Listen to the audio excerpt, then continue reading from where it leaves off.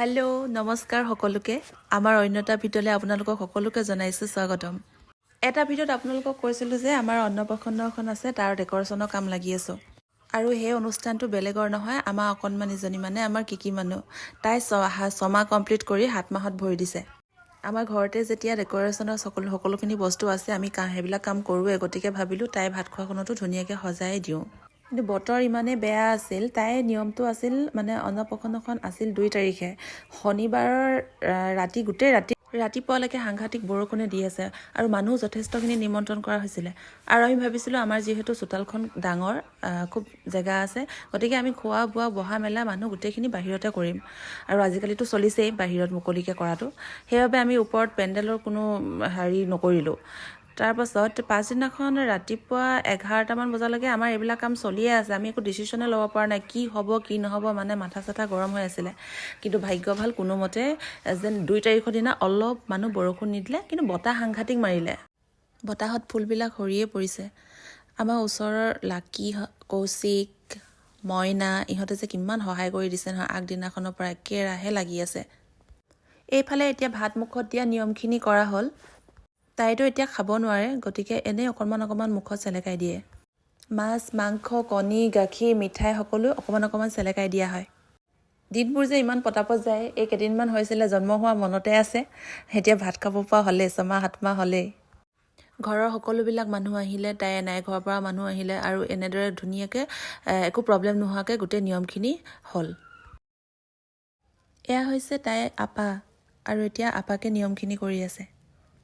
আমাৰ এইফালে ভাত মুখত দিয়া নিয়মবিলাক এনেকুৱাই। পৰিয়ালৰ সকলোৱে অকণমান ভাত, মাংস যি হওক আৰু অকণমান মুখত লগাই দিয়ে। 7 মাহত ভৰি নিদিয়ালৈকে মাকৰ গাখীৰ বাহিৰে বাকী একো খোৱা নহয়, আনকি পানী অকণমানো খোৱা নহয়। এতিয়া এই নিয়মখিনি কৰাৰ পাছত এতিয়া খাব পাৰিব, আৰু যিকোনো বস্তু খুৱাব পাৰিব, তাই খাব পৰাকৈ যিকোনো বস্তু খুৱাব পাৰিব। নিয়মখিনি ধুনীয়াকৈ হৈ যোৱাৰ পাছত আমি অলপমান ৰিলছ ফটো মৰাত লাগি গ'লোঁ। আগদিনাখনৰ পৰা যিহেতু চিন্তা কষ্ট গোটেইখিনি হৈ আছিল, গতিকে এতিয়া সময়কণ পূৰা এনজয় কৰিছোঁ। কাপোৰ ফুলবিলাক চালে আপোনালোকে গম পাব কিমান বেছি বতাহ মাৰি আছে। আৰু আমাৰ আগফালখন মানে পথাৰ একদম মুকলি হয়, গছ-গছনি অকণমান কম, সেইকাৰণে বতাহটো বেছি ডাইৰেক্ট পৰিছে। অলপকৈ মানুহ অহা আৰম্ভ হৈ গৈছে, আৰু এফালে এতিয়া খাই আছে চবেই। খানাত মাছ, মাংস, কণী গোটেইখিনিয়ে আছিল। কাৰিকৰ দাদাজনে খুব ধুনীয়া বনাইছে। নিজৰ ঘৰত কিবা এটা অনুষ্ঠান পাতিলে কামটো সম্পূৰ্ণ নোহোৱালৈকে একদম চিন্তা লাগি থাকে, ভাল লাগি নাথাকে। হৈ যোৱাৰ পাছতহে একদম শান্তি লাগে। এইফালে এগৰাকী গাত ঠাণ্ডাই নলগা হ'ল, ইমান ঠাণ্ডাটো এনেকুৱাকৈ আছে, ঠাণ্ডা নলগাই হৈ গ'ল তাই। যিকোনো অনুষ্ঠান এটাত বতৰটোৱে মেইন নহয় জানো? বতৰটো যদি বেয়া হয়, আপুনি যিমান ভাল কৰিলেও একো ভাল নলগা হৈ পৰে।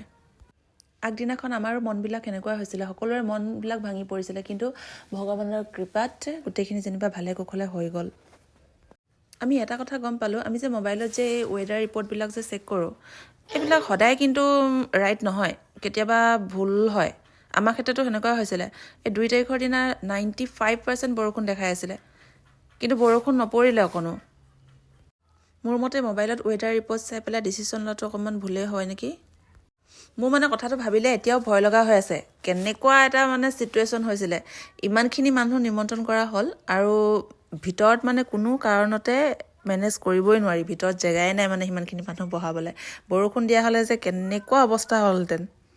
সেইখিনি বাৰু ভগৱানৰ কৃপাত ধুনীয়াকৈ ভালে কুশলে গ'ল। এতিয়াৰ পৰা আমাৰ কিকি মানুহ ডাঙৰ হ'ব, আমাৰ কিকি মানুহ মাম খাব। স্মৃতি হিচাপে ভিডিঅ'টো ইউটিউবতে আপলোড কৰি ৰাখিলোঁ, তাই ডাঙৰ হ'লে চাব পাৰিব। আজিকালি মানুহৰ জীৱনবিলাক ইমানেই ব্যস্ত, সকলো ইমানেই ব্যস্ত থাকে, ঘৰত কিবা এটা পাতিলেহে ঘৰৰ মানুহবিলাক লগ পোৱা যায়। সেইবুলি ভাবিয়ে সকলো লগতে ফটো মাৰিবলৈ চেষ্টা কৰিলোঁ, আৰু ফটোবিলাক ইউটিউবতে ৰাখি থৈছোঁ, মন গ'লে চাব পাৰিম। আজি ভিডিঅ'টো ইমানেই আছিল। যদি ভিডিঅ'টো চাই ভাল লাগিলে তেতিয়াহ'লে প্লিজ লাইক এটা কৰি যাব।